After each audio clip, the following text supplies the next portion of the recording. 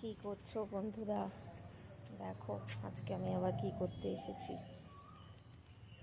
এই যে কুমড়োর শাক, কুমড়োর ডগা হয়েছে দেখতে পাচ্ছ। এখন আমি কুমড়োর ডগা কাটবো। এই যে কাঁচি নিয়ে চলে এসেছি, কুমড়োর ডগা কাটবো, কেটে রান্না করব। কেমন লাগে বলো? বাড়িতে গাছ বুনে সেটা বড় যখন হবে তুলে রান্না করে খেতে আমার তো খুব ভালো লাগে। দেখেছো কুমড়োর এই যে এই ডগাটা কাটবো,